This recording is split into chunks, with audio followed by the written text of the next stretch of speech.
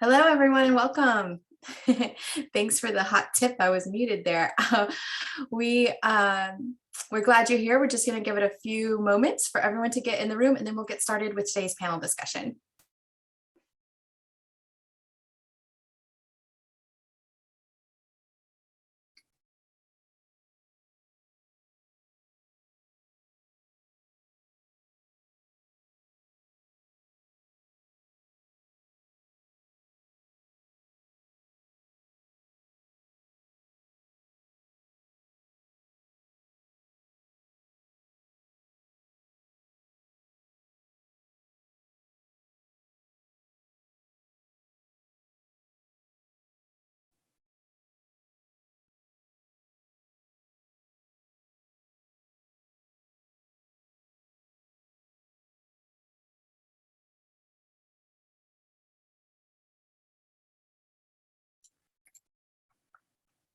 Okay, welcome everyone. We're going to get started. My name is Kara Q. Smith. I use she, her pronouns, and I'd like to acknowledge that I am zooming in from the unceded lands of the Nisenan people. I'm the manager of programs and organizational advancement for Northern California with Californians for the Arts, and we are glad to have you here today. We're hoping that you will introduce yourself in the chat and where you are coming from, so please do so as I keep talking here. On behalf of everyone at Californians for the Arts, welcome to the fourth program in the Arts Work webinar series, where we take a deeper dive into how artists, arts workers, and culture bearers work to create vital social impacts and what the creative workforce needs to succeed and thrive in California. Each week in April brings a panel of thought leaders and practitioners together around one of the themes of Arts, Culture, and Creativity Month to share their change-making work and to discuss new strategic possibilities and the policy changes that we should be thinking about. Today's discussion will focus on how the arts work to create jobs. I'd like to take a moment to say thank you to our sponsors for this program. Thank you to WESTAF and Majestic Collaborations in partnership with Performing Arts Readiness. Before I hand it over to today's moderator and our fantastic panelists, a little bit of housekeeping. Throughout the program, please feel free to use the chat to share resources or to share reactions or comments to what you are hearing today. There will be a Q&A at the end of the panel, so please enter questions into the Q&A box or the chat at any point during the conversation. With that, I'd like to turn it over to David Holland, the Deputy Director of Western States Arts Federation, or WESTAF. David? Thanks so much. David Holland, my preferred pronouns are he, him, his. I'd like to acknowledge that I'm calling in today from the lands of the Arapaho, Cheyenne, and Ute, and what is currently known as Denver, Colorado. I am a brown-skinned man and have closely cropped hair, and I'm wearing a yellow polo shirt with a blue emblem on it, and behind me is a blurred white and cream background. So thank you for joining us today for our panel on the arts work to create jobs. We look forward to a spirited conversation today, and I'm not going to do too much in the way of setup. We will be exploring ways in which organizations in the state of California, and indeed organizations nationally, are developing opportunities that support artists and creative workers as we move as a field toward centering artists and creative workers more in our work and more in our engagement of the policy landscape and with philanthropic partners and others to reimagine a field in which artists and creative workers are really at the center of our work. In just a moment, I'm going to hand over to our panelists and get each of them to introduce themselves in turn and just respond to an initial question, which is really framed to help the audience get to know a little bit more about you, your organization, or organizations that you partner with, and the kinds of work that you do and how that work is advancing what I just spoke about, centering the concerns, voices, perspectives, and realities of artists and creative workers in the work that we're all doing. So I'll state that question.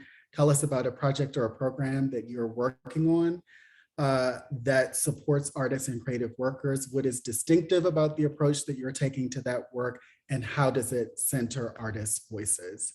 So I will hand over first to Aisa from YBCA. If you would introduce yourself and respond to that question. Thank you so much.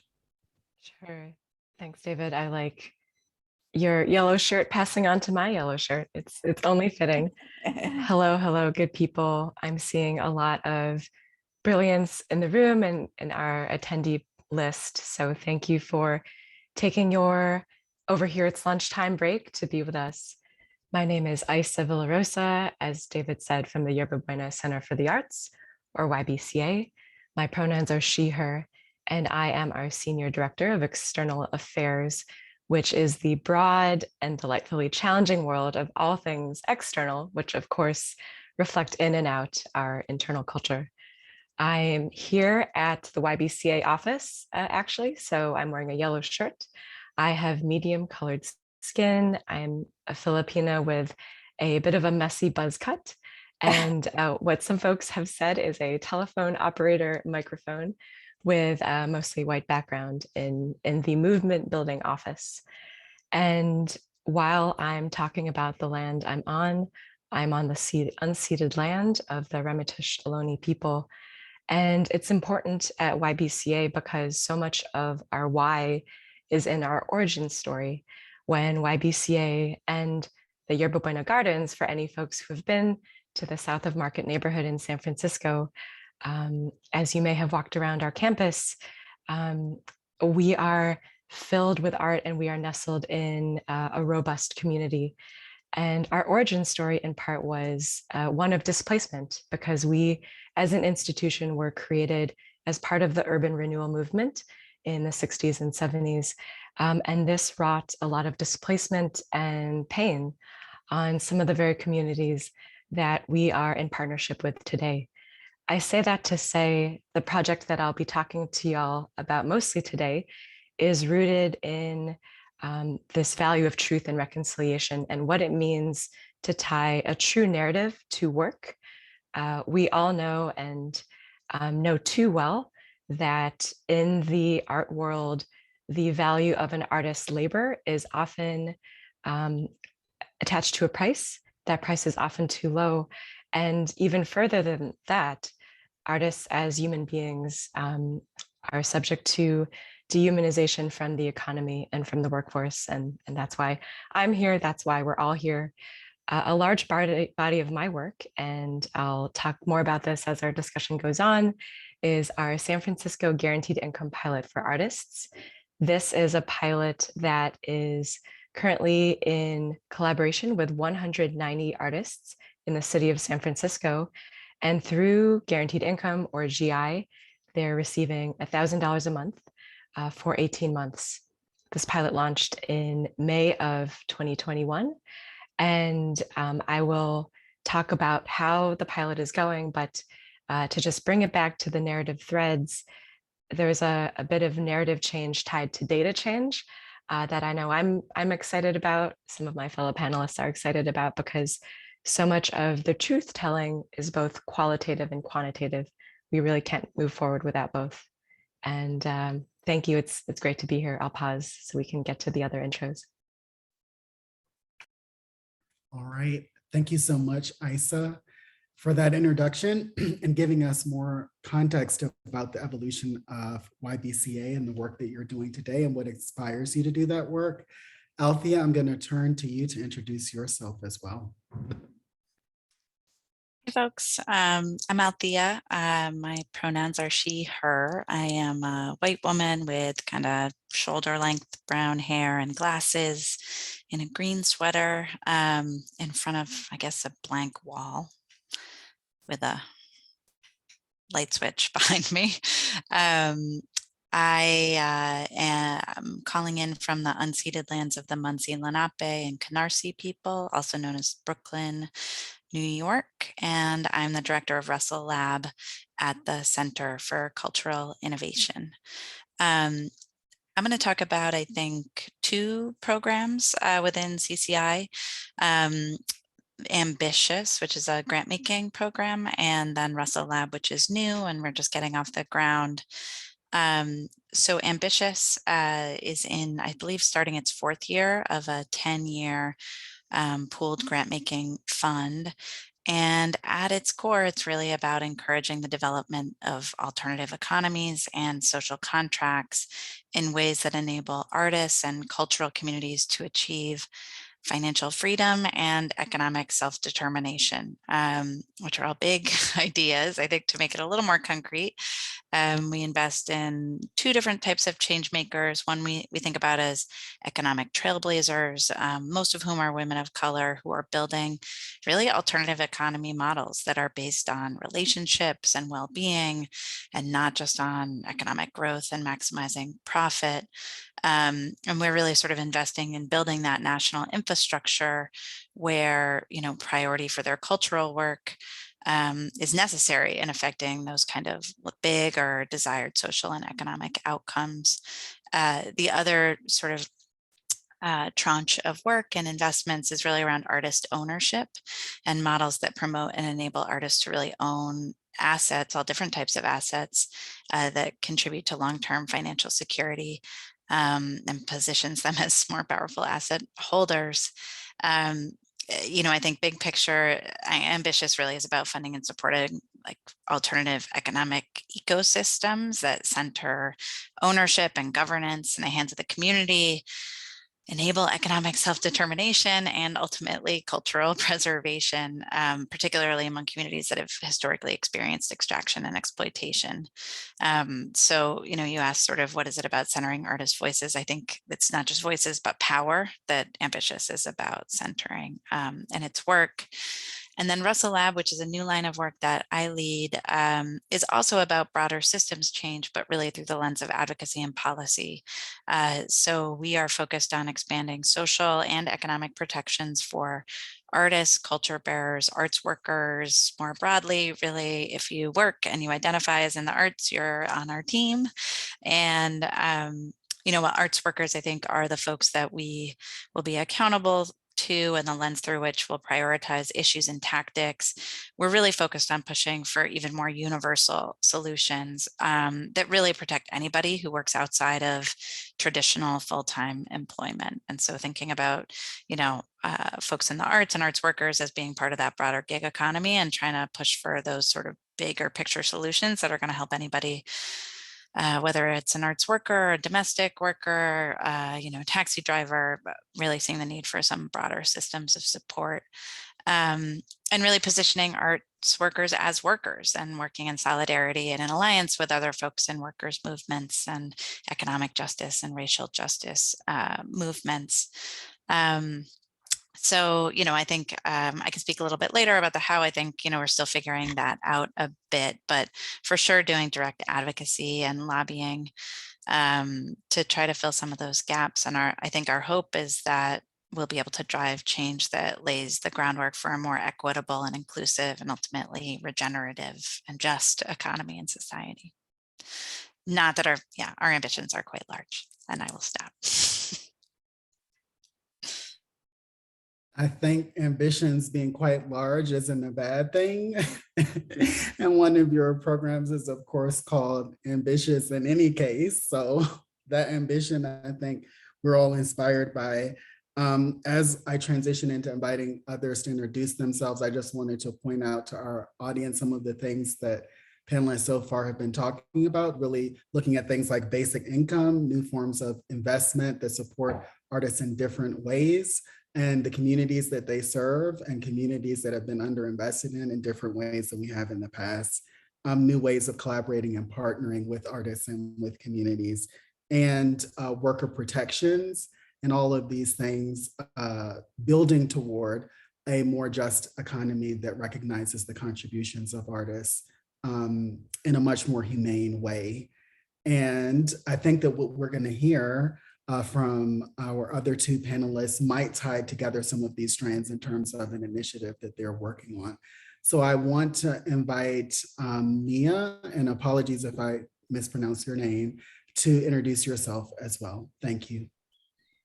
Sure. Hi, I'm Naya Kete, and I'm here representing the artists. I'm affiliated with Artists at Work, so I will let Rachel speak to the specifics of that organization's mission. And oh, did you raise your hand, Rachel? Did you want to jump in right now? Oh, okay. All right. Yeah, my pronouns are she, her. I'm calling in from the lands of Curtistown in Upper Puna in Hawaii, on the Big Island in Hawaii. I am a mixed race, light-skinned African-American woman who really feels embodied in the mission that my ancestry has kind of passed down to me. My grandfather was the first African-American to graduate from the U.S. Naval Academy. My grandparents on my mom's side were all Jewish. And so I just have a lot of mission-driven, I grew up in a mission-driven family and orientation, and continue that mission through music. And so that's my art. And my mission in music is around song healing trauma. And so this was a program that was piloted in the Artists at Work pilot program. So like I said, I'll let Rachel speak to that.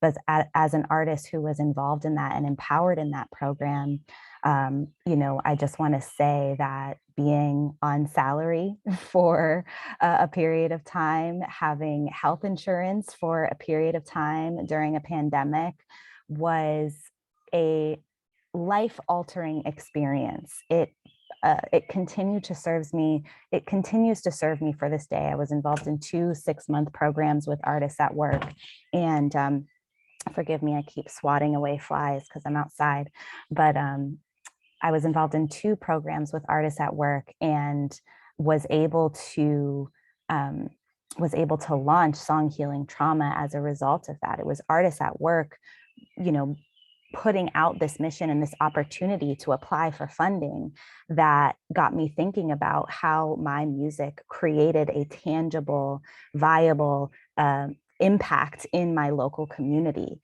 And so I really had to think about, I always, as an artist, you have this mission, you want to change the world. Coming from the family that I do, you want to use music to change the world, but like, what the heck does that mean, right?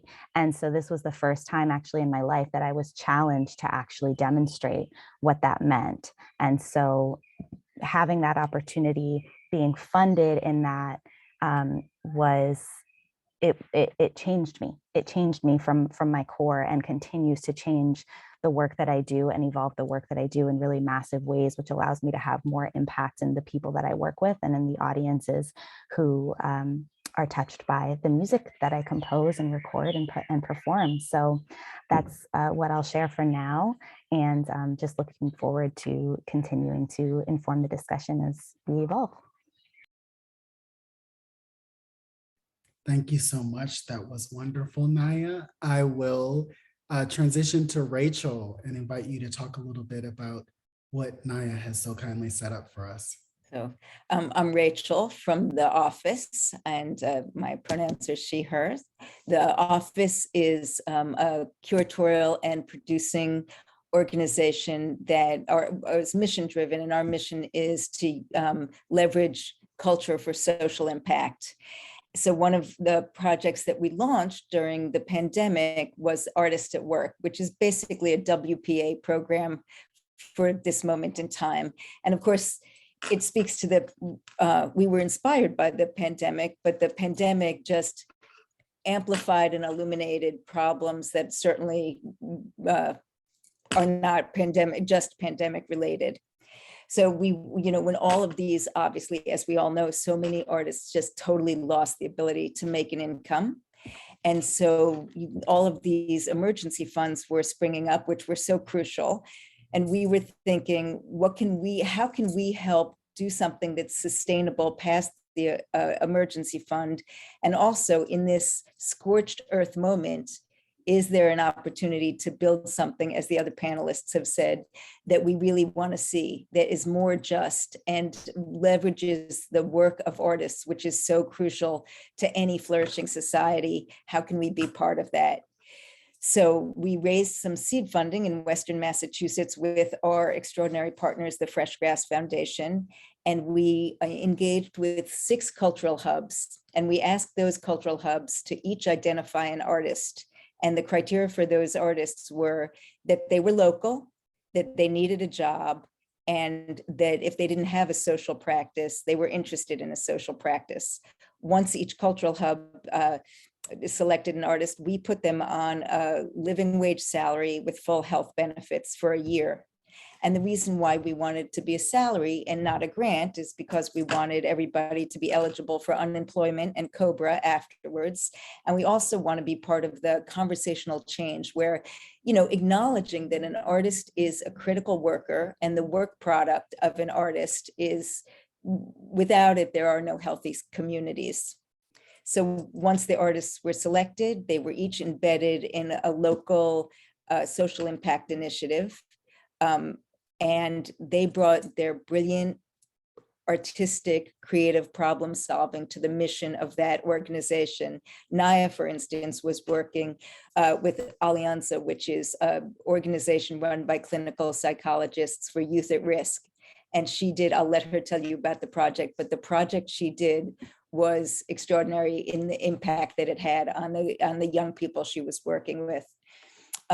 So Mellon had been following our work and very generously gave us a grant that has allowed us to operate in 10 states. And in LA County, we are working hand in hand with our brilliant partners there, the LA County Department of Arts and Culture, who are, of course, have already been doing this extraordinary work.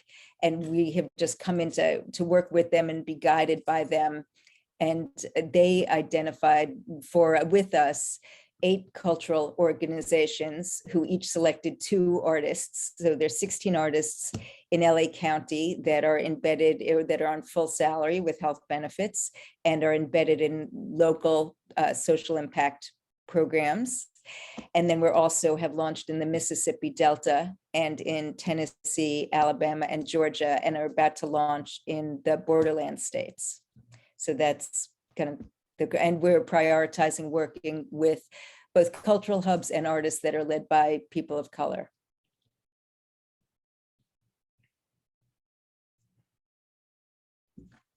All right, thanks everyone. I will briefly share a few things from WESTAF.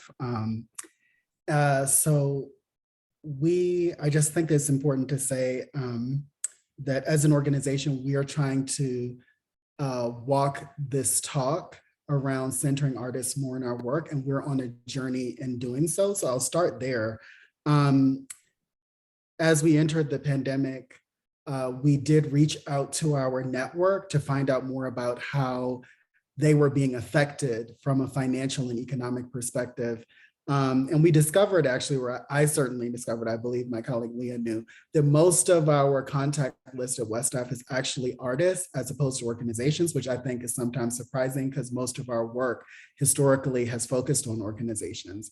And so we received a lot of information about the immediate effects of the pandemic on the working lives of artists in our region for those that participated in that survey. And then we were really inspired to think about how do we begin to transition our work and incorporate the direct support of artists more significantly in our work moving forward, which is now something that we're all aligned around strategically as an organization, especially the organization's leadership. And so a few things we did are partnering with other institutions that work much more significantly with individual artists. We partnered with the Kennedy Center. There was a program that they did called Arts Across America, and we supported a lot of artists directly in our region through that program to showcase the brilliant work that was happening in our region. And given our focus as an organization on equity, we prioritized BIPOC artists, women artists, LGBTQ artists, artists from the disability community, et cetera, in that portfolio. Another thing that we did is work with the National Endowment for the Arts, Western Arts Alliance, our colleague regional arts organizations, as they're called around America, like the New England Foundation for the Arts or Mid-America Arts Alliance, for example. We worked with all of them to redesign a program called Performing Arts Discovery that showcases the talents of American artists in international markets and tries to get them international opportunities. And within that program as well, we encouraged our colleagues and were successful in having them align around a focus on equity. And so that program centered BIPOC artists and LGBTQ artists. And then indeed, the resulting portfolio of artists that were supported reflects that commitment. Another thing we did was partner with our colleagues in the Commonwealth of the Northern Mariana Islands, which is a US jurisdiction, formerly by the US government called a US territory, and distributed relief funding in CNMI. Many people may know that as a result of the cultural wars and ongoing agency policy, most federal funds don't flow directly to artists, but through organizations as intermediaries. And we were able to fund artists directly through that program in the CNMI, largely because there are few arts and cultural nonprofits, relatively speaking, in their environment. And there are lots of individual artists who work independently. So we were able to support individual artists directly through a federal program through that. And what we're working on currently and what's in development is a program that is focused on the direct support of artists in our region that will be guided by members of our Emerging Leaders of Color program alumni group that will mainly focus on BIPOC artists, and that hopefully will launch later this year or sometime next year, and funded by a donation that came to our organization from Mackenzie Scott. So just wanted to share some of the information around our strategies. I think one last thing that I'll say is through our Creative Vitality Summit and some of our other convenings, we've been trying to consistently program conversations around the needs of artists and creative workers and transforming our industry and creative economy to, as we've been saying throughout this conversation so far, or the things we've at least shared so far, in a way that more so centers the concerns, voices, and realities of artists and creative workers. So with that, I will begin our conversation by posing a few questions to fellow panelists. So the first one, given that we're in a space that's been curated by Californians for the Arts and California Arts Advocates, and a lot of their day-to-day work is very much focused on advocacy and policy, I'm going to start with the policy question. So that question is, what policy changes that benefit individual artists are you seeing that truly inspire you? Do you think that the prospects for policies that are supportive of individual artists and creative workers are better at the local level? Do you see any of this gaining traction on the state or federal level? So that's quite a complex three-part question, but what policies are you seeing that support individual artists that you're inspired by? Do you think the prospects are better at the local level than the state or national? Do you see any of this work gaining traction at those levels of government? I mean, it just sounds so mundane, but the policy of unemployment insurance, was crucial. It was just key. And it's like, talk about no brainer. But I think that saved so many people and also starts the conversation. We're like, oh, you know what? An artist is a worker. So I think that was the biggest policy change, because everything else, I think for a minute, and it feels like that minute is slipping away now, there was all of this WPA talk, Build Back Better, all of that. And it felt like, we're all grasping at that and we're seeing it kind of, exit stage left, if you will. And that kind of policy change, it is so dependent on the puzzle pieces of the politics of the moment that feels like these things need to be public-private partnerships, but at the same time, the public policy part of this is just a long, slow slog that is so cyclical. you have to be building it in a million different ways rather than count on the policy change. Yeah. Oh, I lost my thing. Yeah, I would just add to that. I completely agree on the unemployment piece. And I think I also gravitate towards the ones that aren't art specific, but are just more broadly focused on expanding economic security. So in addition to, the unemployment piece, I'd also point to the child tax credit and also just a broader shift towards thinking about programs that demonstrate trust and give people cash, where you don't have to prove that you're looking for a job or waste all this time, um, proving that you qualify and all of these things that I think are really built on racist tropes and narratives about what it takes to be deserving of benefits, and instead says, okay, we know people need more money in order to get by in this economy. And so, I think policies like the child tax credit really did that, and I think show a greater movement towards more just direct giving of support without all of the bureaucracy tied to that. And I think the other thing I would say is, one of the biggest things, in addition to making folks eligible for unemployment, was just that the CARES Act and et cetera really said, okay, we're going to make sure that the self-employed and independent contractors are included in these programs. And I think that opens a huge door for us at the state and local level, even if we're seeing like Build Back Better not become a thing, and that had a national paid leave program in it.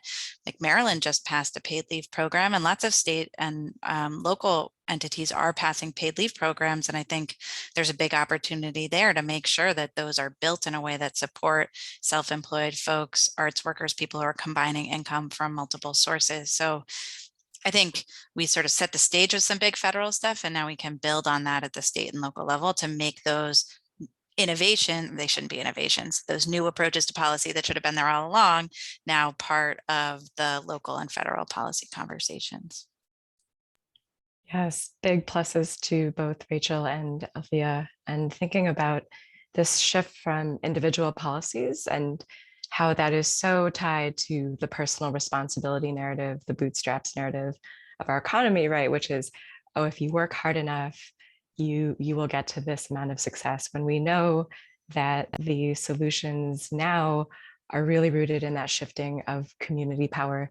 So even to say that we are investing in childcare is to say that we are investing in a community, whatever that community looks like, whatever that unit, that family looks like. And it's been done before.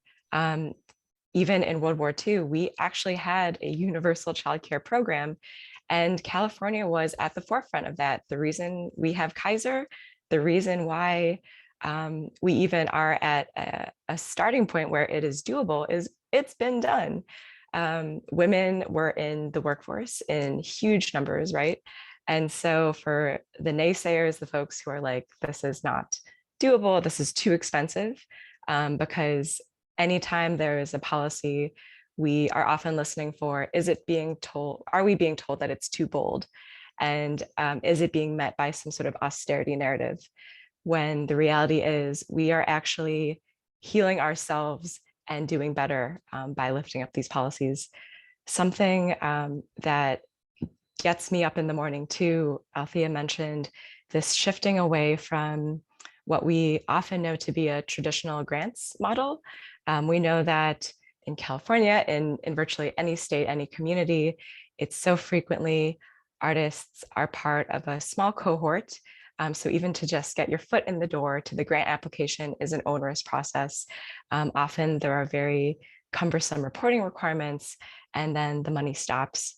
With guaranteed income, for example, at YBCA, what we're really hopeful for is that if folks can understand the why behind unconditional cash, that unconditional cash improves lives, period, full stop, we can get to other policies, we can get to reparations, we can get to baby bonds, or even thinking about different trusts for young adults, because we know that that's quite a volatile time in life.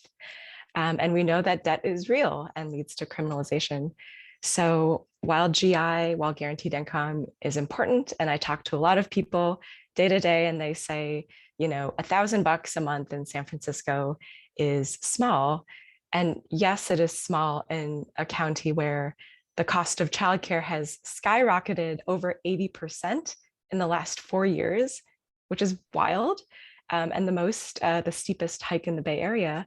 I say to them, it's a yes, and it is substantial. And we have more evidence than we need to demonstrate that trust-based cash works, and is just a start. I mean, the thing that I still haven't been able to figure out is, when did the rift come where artists were not workers and everybody else was a worker, and artists are like the luxury item that in a crisis, oh, let's let go of the luxury item, or lets them spend half their time pursuing, as you just said, pursuing grants, rather than being able to have that time to do their work. And it's like, when in society did we decide, and why, that the artists are the workers that aren't really workers? They're, you know, they have the pleasure of doing something extraordinary, so they're not classified as workers. And I just don't even know, how did that narrative begin? It's so interesting to me, considering how much artists just bring to the economy, period. Practically speaking, workers that are driving the economy in creative economy in lots of ways. So it's a bizarre narrative that has solidified over the years. Thanks, Rachel. Naya, I wanted to invite you into the conversation. Sure. Yeah. Well, I'll just jump in and say, you know, as an artist myself, I'm notoriously not one who pays attention to policy, right? Like, it's just like, what's happening? Oh, I can get this. Okay, cool. Right. That's kind of like what happened when Artists at Work came into my life, and I was presented with this opportunity. I was like, oh my gosh, is this real? I almost didn't believe that it could be possible for a second, because the starving artist, struggling artist identity and paradigm was so real in my life. I did not believe for a good few months, like until the check came, right? Like that this could actually happen. And then once it did, once the cash was in the bank, what started to happen was that, because my perspective shifted, I was able to create more lines of income for myself, just by virtue of having that trust in that way, of an organization, of people coming together who do understand the policy, saying, hey, we believe in you, we trust you, go forth and create. Because I had that trust and I was given that trust, I was then able to deepen my understanding of my own business and come up with creative ways of making my music make money for me in a way that I hadn't before, and able to actually execute on those ideas in a way that I hadn't before, because I was given an opportunity and somebody told me, we believe in you. And not just told me that, but actually gave me the cash, right? Like, people can say a lot of things, but until you actually receive that resource, it changes you. And so that's something that I felt really that was an important notion. And I saw it happening all around me too. The artists that I knew who did, benefit from unemployment over the last couple of years, and new grants over the last couple of years and things like that. They got this money and they were okay. And then I saw it happen all around me too, like artists that I knew able to create more income for not only themselves, but build team around them. And now artists are the one creating jobs for other people, because it does take a village to raise an artist, right? And so that's something that I noticed happening quite a bit. Yeah, thank you all so much. I feel like I want to respond to Rachel's question, and it ties in with some things that Naya just said as well. I think that there are multiple existing mythologies about artists in society and our social contract with artists. I think the bohemian ideal, and the fact that artists live in that model on their ideals and on their values and on their work, and not on the necessities of life, is a trope that we see in, artistic product itself, again and again and again. And the starving artist is like a variant of that bohemian ideal, that the emphasis is on this, ephemeral artistic world and not on reality. And there's a lot of stereotyping that happens with artists as a result of that. I think that there are other things that simultaneously exist alongside that. There's a patronage model, which is it's the responsibility of the wealthy to patronize the arts and to support artists. It's not like a public responsibility, especially in a Western context, which is mostly what I'm talking about. These tropes, I think, exist very significantly. And I think that there is the, alternatively, there are, the idea of like guilds and groupings of artists that work together, which we find manifested in things like guilds, but also in trade unions and other groups in which artists come together and pool resources. And that's also a significant trend that has historical roots. So I think we're really dealing with all of those things simultaneously in our context in America. But I will say that like every society doesn't engage with artists the same or think about the value of artists the same. I do think that those ideas have been promulgated throughout the world. And so you'll see them showing up in other cultures as well. But I do think that there are many cultural contexts in which we see societies determining that they should better support artists in various ways. And I think in some European countries, you see that. I was struck by a thought came to mind of a conversation I had with a former boss of mine, a woman named Jo Burns, who used to run the Northwest Arts Board in England. And she said that she caused an extreme amount of controversy. I think it was like in the 80s when she went to her colleagues that were also directors and said, artists in this country get far more money from unemployment, which they call the dole, than they get from any of us. And really, that's what is supporting artistic production in this country. And isn't that sad? And shouldn't we do something about it? So I think that there's been an evolution and there's a range of countries around the world that are talking about some type of basic income for artists or other forms of support that might not be quite couched in those terms. But I think this is a moment in which there's greater discussion of all of this, both in our country and globally. All right, so my second question is going to be around how did you engage the public sector? Because again, Californians for the Arts, California Arts Advocates has convened us. How are you engaging with, how have you engaged with public sector partners, whether those be local government partners, state government partners, federal government partners in your work? I think it's also appropriate alongside that to talk about how you may have engaged with private philanthropy in supporting this work as well.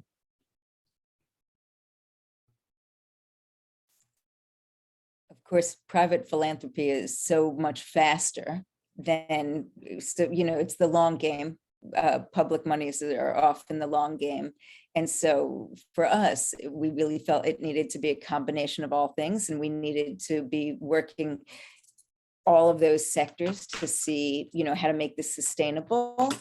And we also didn't want to helicopter into any region like carpetbaggers and, say, have we got a program for you? So we knew we needed really in-deep partners in every region that we were going into. So in California, as I mentioned, the LA Department of Arts and Culture, who has just been doing this work and knew the landscape so well, was our guiding force and our guiding partner. And while we could bring $1 million in melon money to them, they were our partner in every other way. So engaging public sector, in that way. And that's also happening for us in New Mexico, for instance. So, but it's funny, we are at the office, we are not publicly funded. So it's a totally new kind of puzzle for us. And we'd be meeting with electeds and we'd be saying, we're trying to raise $6 million. And they're like, oh, budget dust. And I'm like, budget dust, it's just a whole different world than what we're used to working in. And we've been trying to educate ourselves as we're kind of building the plane and flying the plane at the same time. But to understand how public funding works has been really like fascinating and complicated and a bit confounding, knowing how long the game is. Yeah, this is a great question, David. And I'd say that public money can lead to public accountability. In the world of guaranteed income, before I joined YBCA, I remember being in conversation with folks where they crunched numbers and they thought, oh, this pilot is not sustainable. And fast forward to 2022, we have over 90 different basic and guaranteed income pilots across the country. On a pretty regular basis, I am in communication with activists in Ireland because that country is also about to start its GI pilot for artists as well. And there's nascent movement in New Zealand. The idea of really shifting power is blowing up in a good way. And all that to say that for YBCA at the very start of our pilot, which is a little bit over $4 million investing in artists for these several years, our very first supporter was the city of San Francisco, and namely the San Francisco Arts Commission. They, through the grant monies raised in the hotel tax, we received $870,000 to do the first iteration of our guaranteed income pilot. What is meaningful is initially this pilot was only funded to be 6 months. And the difference of someone being able to power themselves, their practice, their loved ones for 6 months versus 18 is substantial. And what is also meaningful is that we would not have received our private funding and private partnership from Jack Dorsey and Start Small if not for the city of San Francisco saying, hey, we believe in this. This is very emergent. And right now, there is a pilot with Creatives Rebuild New York, also doing tremendous work specifically with artists, as well as partners in Minnesota, Springboard for the Arts, doing similarly great work with guaranteed income as well. So to Rachel's point, it really is about that integration of public-private. There's also different challenges to both funding sources and different mechanisms to hold funders accountable and involved in the process, but it is a really helpful start.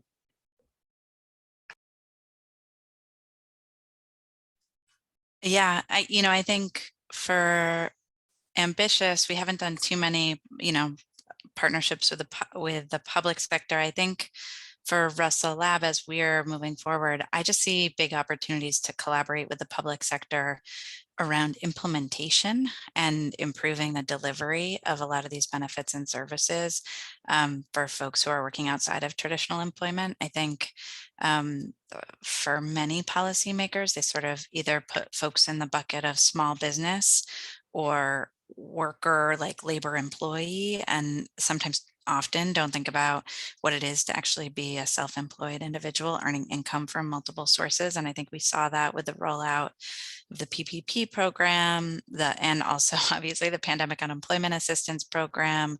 And I think that led to some really interesting collaborations. For example, the Workers Lab and Steady collaborated on basically like document self-employment income tool for gig workers that they partnered with a few different states on. I see that as an interesting model to help the public sector really understand what it means to work outside of traditional employment. And I also, I brought up paid leave before. I see a big opportunities there to make sure that only half the battle is, or maybe like a third of the battle is getting legislation passed. Once it's passed, then actually making sure it's implemented in a way that actually works for the way that people live their lives is super important. And I see that as a big opportunity for collaboration with the public sector.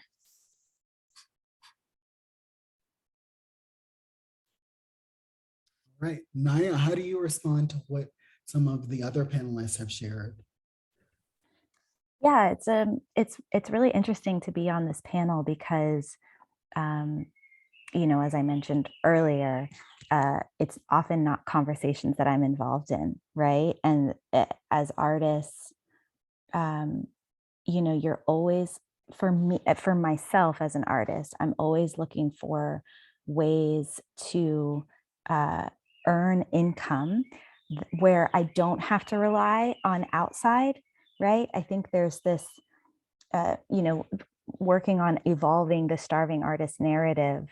There's this idea, I think, associated with needing to get money from whether it's the private sector or the public sector, that there's a little bit of shame tied up in that as an artist. There's a little bit of shame tied up in, or there's a taboo around taking advantage of, philanthropists, or taking advantage of the government, or whatever the thing may be. And so I think naturally I've really done my best to figure out how to utilize my music in such a way that where it can be self-generating, right? That's through a combination of things. In the case of music, that's through shows, that's through monetized fan clubs, that's through commissioned songs, that's through one-on-one work with clients now, healing trauma, right? There's a lot of different ways that I do that as an artist. That being said, I think it's really beautiful to be exposed to conversations like this. And I wish more artists would be exposed to conversations like this, because there's not a taboo in this room, right? And so I think that I would love to see more artists exposed and participating in conversations surrounding funding, surrounding a living wage, surrounding getting the healthcare that's required and needed as a human being, right? Because I think there's a little bit of fear and a little bit of shame tied up in that for artists. And so I would just love more artists exposed to conversations and discussions like we're having now.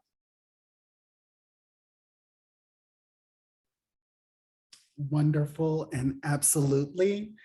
I think so much more of that is needed. And I think that just a reflection that I have in conversations across the field is that it's sometimes surprising how many people who work on behalf of the arts and that are in arts administration, or even in the more nebulous areas like cultural policy and arts policy and all of these things, sometimes don't have a strong understanding of the realities that artists face and how artists perceive the world and their place in it. And I think that there's much more that we have to do as a field to, again, center artists in our work, which I think is only proper and appropriate. There would not be any artistic production if artists and creative workers were not producing it. And that's what a lot of our institutions and this whole apparatus is even built on. So it's really important that we understand more about artist perspectives. And I was moved by what you said around that shame. And I think that that is present across lots of our communities and lots of types of workers, and certainly is present in arts and culture as well. But again, like there can be an American ideal, this was mentioned before, of bootstrapping, of individual responsibility, of rugged individualism, and all of those things. And while, of course, in a sane way, some of those things have their place in terms of individual efforts to move all of our individual lives forward, it certainly is much more complex than that, and it shouldn't be as reductive. And indeed, our society does support a lot of types of institutions and even communities and individuals in other ways. And so I think that this is really central to the conversation and the narrative shift that needs to happen around all of this. The next question that I'm going to pose is, what would policy interventions look like in this space, policy interventions to support individual artists, if they supported Black and Indigenous creators, BIPOC creators, women creators, and other communities that face barriers within our industry and within our society at large?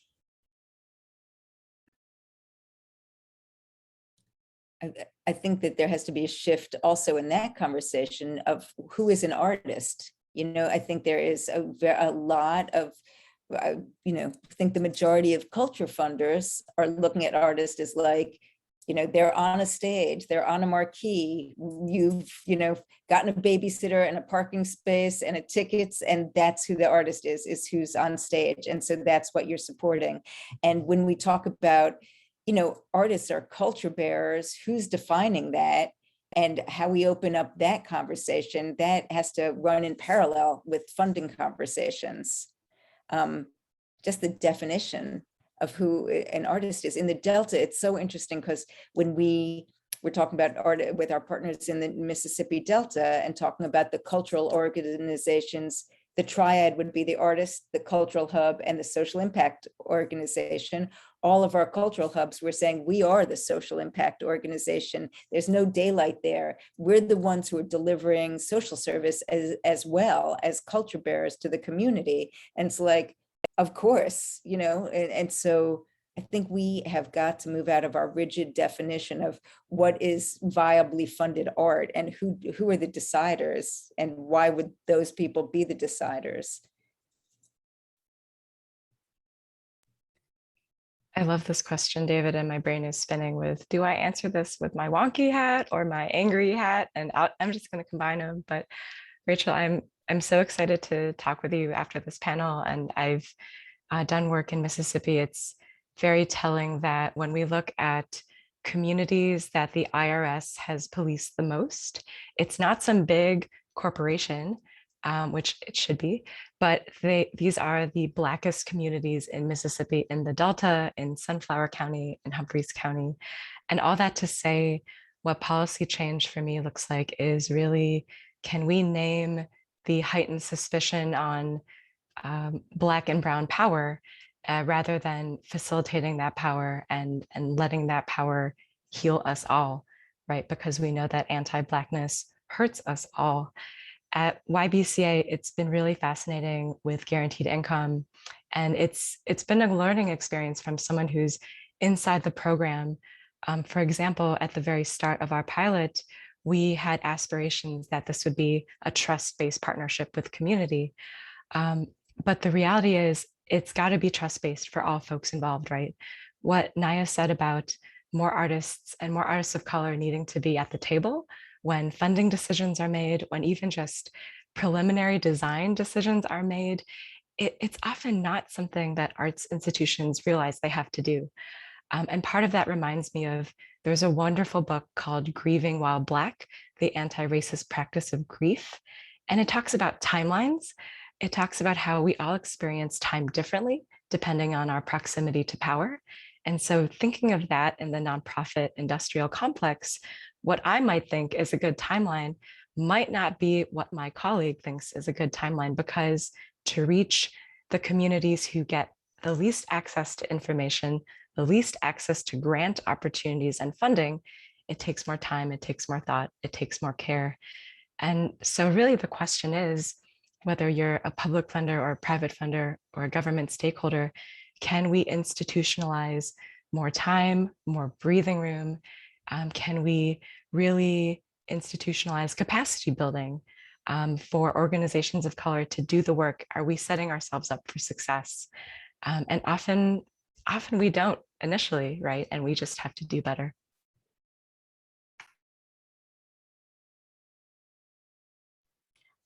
I'll jump in and just share. I just want to underscore that it's like, I shared that earlier of like wanting more artists to be exposed to these kinds of conversations. But what Aisa just said about actually being involved in the creation and the design of these kinds of programs is so, so key. Again, going back to my time with Artists at Work, every time I got on a Zoom call with people from the office, I was so blown away and moved by the fact that there were people out there who just genuinely wanted to support the work that I do. I still, like to this day, it blows my mind.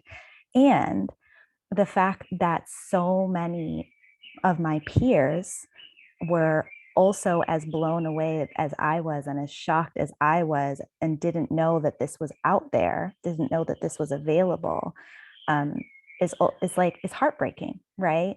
And so not just exposure to the programs themselves, but exposure to how these programs are created, and giving artists, educating artists on how to do that. You know, one of the things, there was a lot of feedback sessions during the work with artists at work. And the thing that I kept saying is just like, I want to know how to leverage connection. I want to know how to leverage relationship building to do incredible things in the world. And in the case of funding, I think that so many artists are out there and they have great ideas, and they have they have powerful ways of creation, right? We're artists, we create, right?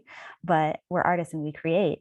But I think being exposed to like how these policies are created, how these programs are designed, and being involved in that conversation, and then that and in that process, and being educated on not just how to collaborate with other people to do that, but actually how to bring your own ideas forward about a program that you want to create, I think is also key. I mean, just to echo Naya, we created Artists at Work, one program, and then our 40 artists who are, part of the program have each created an extraordinary program.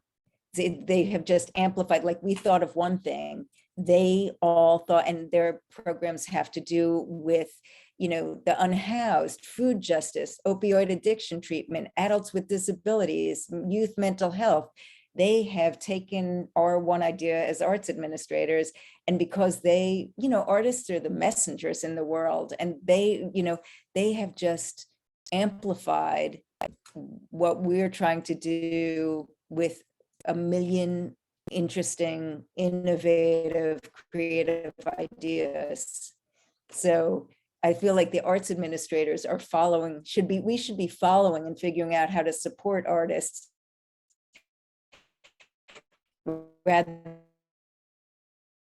than, I think it's often artists are the risk takers. How does that relationship work? And also people, like in the pandemic, we saw people are like, let's protect the bricks and mortar. Let's furlough all our artists and protect the bricks and mortar. And that's the exact opposite of what we should be doing as arts administrators. Yeah, I mean, I would like plus a million to everything that everybody has already said. And, I think like if we start by solving for the most excluded, we're going to get a much more equitable and universal system that works for everyone. And I think about, the work of lots of historians that have shown that really was efforts to exclude Black and brown folks that gave us the status quo that we have, that really is not serving anybody or many people, is serving a very few people, and made things a lot worse for white folks too. And I think like really planted the seeds for like these broader failings in our system. And that the way to fix that is to flip it on its head. And I like cannot agree enough with it's not just asking folks what their challenges are and then coming up with your own solution, but really finding the folks in BIPOC communities, in women-led communities, undocumented artists who are solving these problems for themselves and figuring out how to drive resources to help scale those solutions.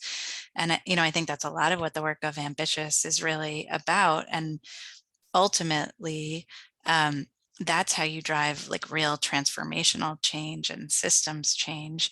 And instead of kind of like tinkering at the edges and sort of making the status quo a little bit better, but not that much better, I think that's where like real change comes from. So I guess agree to what everybody has been saying.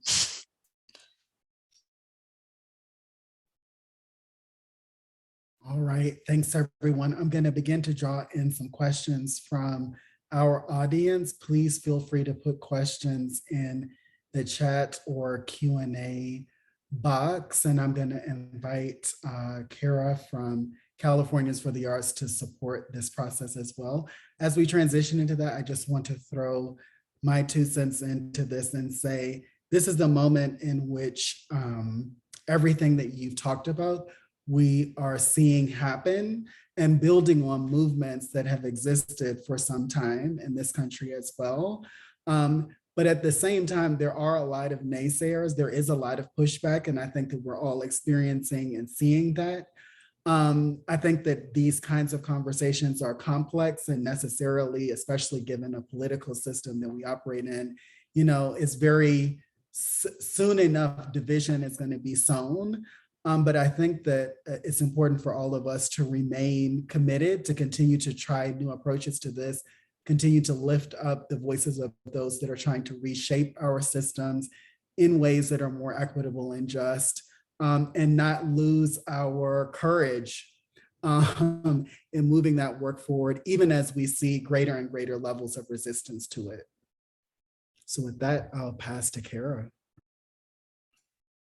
Thank you so much. I'll offer a couple questions we have, and like David said, you'll feel free to jump in at any time with questions or comments for the panelists today. So we have a comment and question from Delug, who's shout out to Delug, also a valued California for the Arts board member. Delug says, along with updating the notion of artists, would love to hear the panel speak to needed updates to our pathways for young people to develop their artistry. University conservatories and arts departments are not equitably accessible and don't center the full range of artistic and cultural idioms.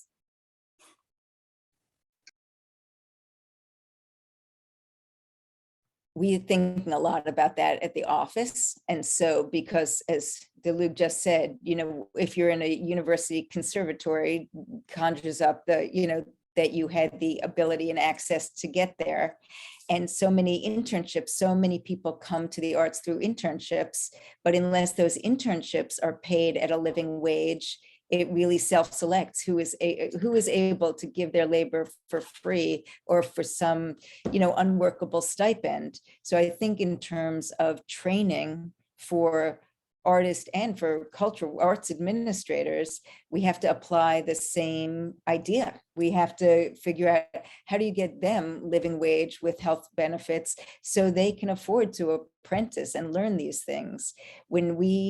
And that's in Artist at Work, we have also a living wage for a emerging arts administrator in each region. We're hopefully working on building a internship program, which we have now, but not, and people are making $15 an hour. But in New York City or anywhere, $15 an hour doesn't get you very far. So how do we take this idea of funding artists and think about it for culture workers, emerging culture workers and artists, to really make the situation equitable and viable? I think it's about money, as it always, you know, so often is. Yeah, the only thing I'd add to that is I think you can't talk about higher education without talking about debt and student debt. And, you know, I don't remember who did this study, but somebody was just telling me that folks who graduate from art school have both the highest amount of debt and make the least amount of money. And, you know, I know we're having a big national conversation about debt, student debt right now, and it's obviously not limited to the arts, but certainly is felt deeply within the arts. And so I think really engaging on that topic is one that would help us go a long way. I also think that, you know, when I got to the point in my life where I was thinking about going to university or attending college or conservatories or anything like that, I could not, for the life of me, find a program that would be of value to me for the kind of work and artistry that I wanted to create in the world. I was like, it's not out there. It doesn't exist. What I see, and to this day, that was over a decade ago, and to this day, what I think is missing from the way that we educate artists is, first and foremost, when you're an artist, I love, there's a quote from Erykah Badu that goes something along the lines of, once you've written the song, it no longer belongs to you, right? Once you put pen to page, it no longer belongs to you. And that resonates so deeply, I think, across artistic modalities, not just for music, but for any kind of art that you create, and how that affects you on a personal level is profound. Whether you're an artist on stage or whether you're just putting your work out in the world, you are inherently putting yourself in a position where you're going to be judged. You're inherently putting yourself in a position where you're going to hear a lot of opinions that may or may not be welcome to you. And so first and foremost, an education around how do I navigate that as a human, I think is really important. From a emotional perspective, from a physical perspective, I think is really important to have integrated into our education system. And then the other thing that I felt was really missing And I'm starting to see this a little bit more in certain universities, is just really an education around how to utilize technologies to build an audience, engage an audience, monetize an audience, so that if you're a artist like me who wants to be self-generating and yeah, wants to leverage the funding that's available, but also wants to, has a desire to, to put my name out there and know that I can resource myself, that kind of education is really important. Knowing that knowing how to create a content strategy, knowing the value of social media, knowing how to put a website together, knowing how to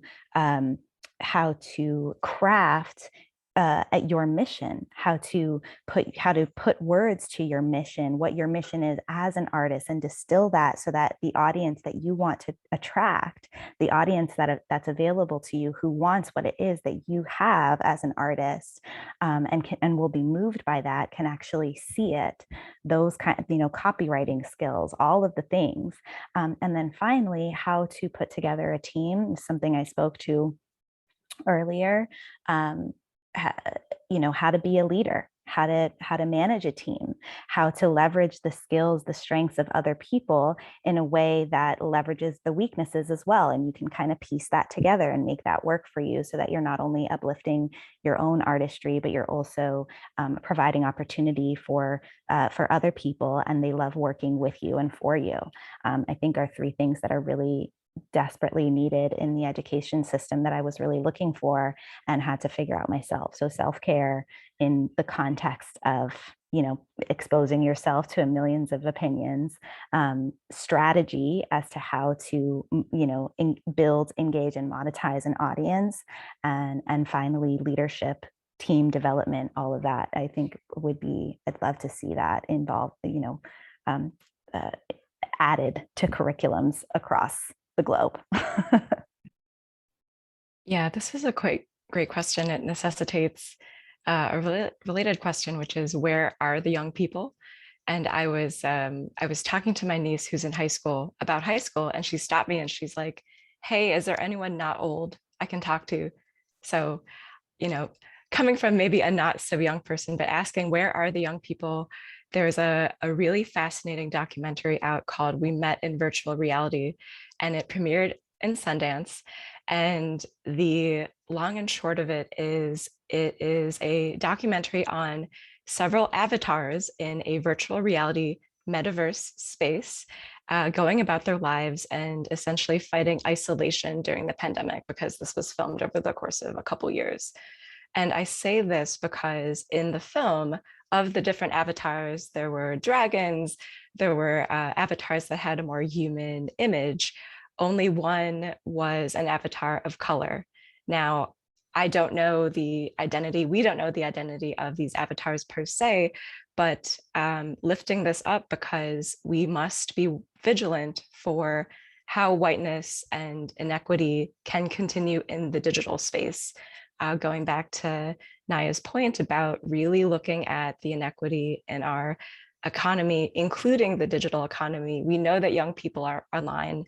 We know that creators and creators of color do have access to new venues in selling, in performing, in existing as artists. But if we are not listening with an equity lens, those same inequities in our economy can just continue and be amplified, whether it's VR or the metaverse or Etsy or name your platform. I also want to shout out the state of California is at this moment launching a guaranteed income pilot specifically for former foster youth, including young people in that transition age group. If anyone is interested in knowing more and possibly applying, if you're listening in for your organization, please hit me up in the chat or after this panel. And lastly, to Althea's point about debt and the criminalization of debt, I would recommend folks follow Debt Free Justice California. They're an incredible coalition statewide. These are grassroots folks to the ACLU, and they are very, very focused on eliminating harmful fines and fees that can really get folks to and to that brink of economic security into more sustainable pathways. So far, they've had some success in eradicating fines and fees in California. And these are simply fines and fees that will never be paid, because if someone has to say pay $60 for their own ankle monitor, but they are living in poverty, that simply won't be done, and they will just continue to be incarcerated and re-incarcerated.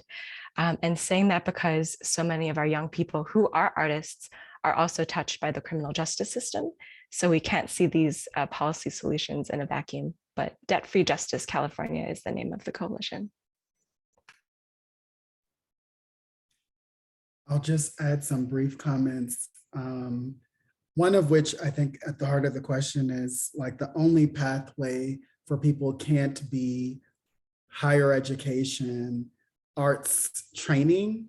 One thing that I'll say is, having worked in an art school in higher ed before, it's always kind of an ethical and moral conundrum in your mind. Luckily, I worked in a public institution, and relatively speaking, tuition was not as high as many comparable organizations to ours, but still was significant. And for most people will have to involve some amount of debt.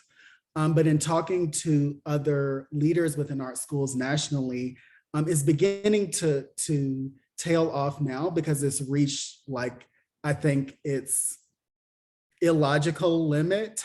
But tuition for most art schools has reached very significant levels, such that there's two conversations happening. One is art school in the future going to be the preserve of the rich only, including the globally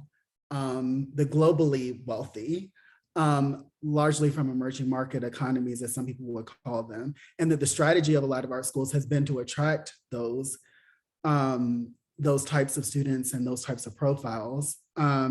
But for others, like if you're not in that category, then you will likely graduate with very extreme levels of debt, because most of these art schools cannot provide the kind of financial support that other institutions can, but are charging these very extreme fees. The other thing is that, like, having a BFA or a similar qualification is no longer sufficient. Now you more likely than not have to have an MFA, which is more debt. And then there is now the creation of PhD programs in the arts, which some people laud and some people think is creating even more absurdity in the system of just that formal thing, if people even get there. This is close to home to me. My brother is an artist and attended art school and has a lot of debt that he has to pay off. Like that is the reality of it. And so I'd say we do have to think about pathways that don't necessarily involve debt. We also need to think about, obviously, as a country as a whole, what's happening in higher education and how unsustainable that is, and how it's having a lot of economic effects on our entire society and lots of individuals and families. And within this category of the arts, I think given everything that we know and have been talking about the way that structures currently are, encouraging people to get into a system in which they have to amass sometimes hundreds of thousands of dollars of debt, comparable to attorneys and physicians, to then even be able to enter the art world, does not seem to make a lot of sense or be a sustainable pathway for any of us as we move forward. And the resource I put in the chat, BFA, MFA, PhD, is a collective mainly of artists who put together research on all of this and have a lot of insightful information on it.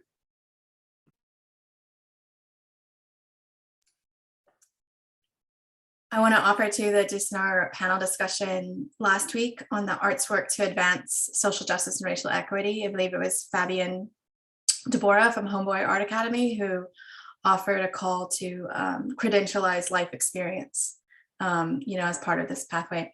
And then with that, I want to segue to a question in the chat. And Yi, I see your question in the Q&A box as well, but since this question in the chat seems sort of related to what was just discussed,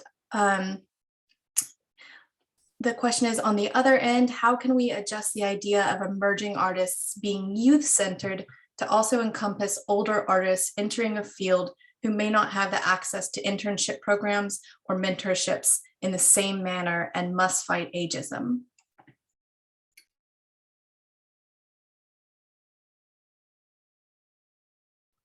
It's a really good question because, of course, I think we all have apprentices and interns in our mind as a certain thing. And I know at Artists at Work, we've been working with, and they're not even emerging artists. They're just artists that need support. But in our internship program, we're really trying to look at that because it is just one of those things where you have a preconceived notion and you just perpetuate it for no apparent reason. And so these are the crucial questions to ask ourselves. Why do we make the assumption that someone emerging has to be 22 years old, you know? And so I think a lot of that is just introspection on our parts, because I know I feel the same way. It's like when we start to look for our interns, where are we looking? You know, all of the traditional places, and hopefully some non-traditional places, but not like looking for artists who are not your typical, you know, youngest generation of emerging workers. So I find that like question really seriously great provocation. So thank you for the question. Yeah, I love the intersectionality and intergenerationality of this. And I'm thinking of, there's a wonderful group across the street, Bindle Stiff Studio, in the heart of historic Filipino town in South of Market in San Francisco. And they work with Filipino seniors as first-time theater actors. And saying this because in thinking about some of the policy information we shared earlier, I don't know if we talked enough about domestic work and the value of unpaid care labor and how this is a largely aging and Black and Brown majority workforce. Naming this because this is how a lot of my family members came to this country. This is often work without protection. In California, there were domestic workers who were told to stay in homes as the wildfires raged toward them to protect property. And they are artists. Quite often, they were artists in their country of origin. They are artists now, but the economy and our data systems are often built to presuppose a one-job reality that is simply not true. And so to what all the panelists have said, it's partly about how can we uplift the intersectionality of artists as people. Can someone be a care worker and a mom and an artist and a dad? Too frequently, the answer is no, but with the different data programs, with these trust-based investments, we're getting closer to this year by year. Thank you for that. I'll, with our few minutes left, I'll share the question from the Q&A box. Okay. I understand the push towards direct financial support, but what financial intermediaries already exist but financial intermediaries already exist and are abundant. What are some of your practices or new ideas for how you can work with these intermediaries?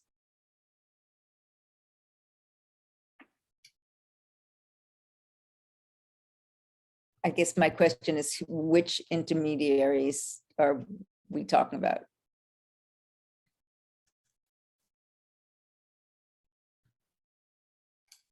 If you'd like to clarify a bit your question, please feel free to put it in the chat and I'll relay that. Okay. I believe that, less that clarification, I believe that's all of our questions from the chat, David. Absolutely. I'll take an initial stab at it and I'll say this. At first I had to turn it around in my mind to think about what might be meant by this. But I will say some of our partner organizations in the field, for example, Colorado Creative Industries, which is similar to the Colorado Arts Council, made a decision that for their direct support of artists or trying to put together relief funding packages and get resources out to artists with immediacy, realize that as a public sector agency, their ability to do that with any efficiency and to get through all the bureaucracy would mean that it would be way past the time that it would be appropriate to disseminate those resources or distribute those resources. So they partnered with actually a gallery in Denver that is known for its work with individual artists. And that gallery over a number of years had been taking on a range of of grant making activities, especially as they pertain to individual artists on behalf of other philanthropic institutions, and that gallery distributed the funds to individual artists. So I think that there has been some thinking about this, and we know that actually a range of arts organizations that have strong relationships with artists did step up to distribute funds. In some cases, they raised their own funds and distributed them without a public sector partner or a philanthropic partner even being involved. So I think that we've seen more arts organizations, especially some more small and grassroots arts organizations, being willing to step into this space, and we should take advantage of that. I think if you're thinking about financial institutions, unless you're talking about financial institutions that are actually structured to make their financing accessible to a broad range of the community, it would be difficult, I think, to partner with them to get funds out to people, because they have so many structures and systems that are actually more so meant to disqualify people than they are meant to qualify people. And I'm sure other panelists could speak to this as well.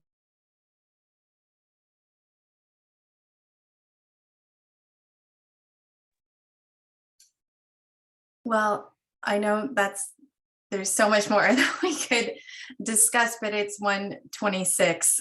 And so I will say thank you so much, David and Aisa, Naya, Rachel, and Althea for everything that you offered today. We know the importance and the value that the creative workforce holds for our economy and our communities. And we also know that it's an incredibly vulnerable population with so many arts jobs lost just in California. And the programs that you all are running and what you discussed here today, as well as legislation in California like Senate Bill 628, the California Creative Workforce Act, are really significant in recognizing and developing support for the creative workforce and ensuring there's equity and access of funding for communities of color and historically underinvested communities. So I wanted to quote our executive director, Julie Baker, here, that we want to work together to shift the paradigm from starving artists to thriving artists, and you all are a crucial part of that. So thank you again for your time today.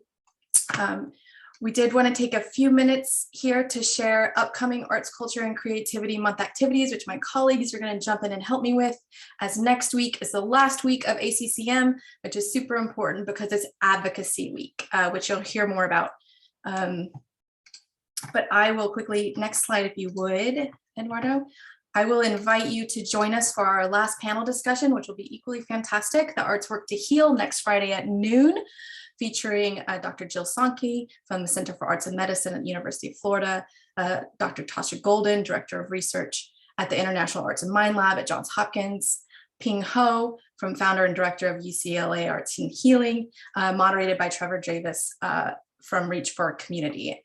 And now I'm going to hand it over to my colleague, Eduardo. Hi, thank you so much, Kara. I'm going to, in addition to these wonderful conversations on arts workers and how the arts work to create impact, we're also campaigning messages centering artists, culture, and its impact in our social media toolkit. So we have a weekly social media posts that you guys can easily share, and throughout the month of April and even beyond, we really want to demystify the myth of the starving artist, and how the artist really creates impact across all economic sectors. So you can find language there, images to share and help us spread that message. There's templates for proclamations. There's and Julie will, Tracy will talk a little bit more about the Arts Advocacy Toolkit, but we have all of those toolkits ready to be downloaded and for everyone to help us to share and celebrate during arts, culture, and creativity. Additionally, we're also uplifting the work of artists and how they work to promote, impact. We have weekly drawings to win $250 We're inviting artists to explore those themes on how the arts work to heal, advance social justice, racial equity, build community prosperity and resilience, and so forth, the themes for arts, culture, and creativity. There's still time to submit and have a chance to be in our showcase. You can see a bunch of the artwork submitted now on our website for the arts work. And now I'll pass it over to my colleague, Tracy.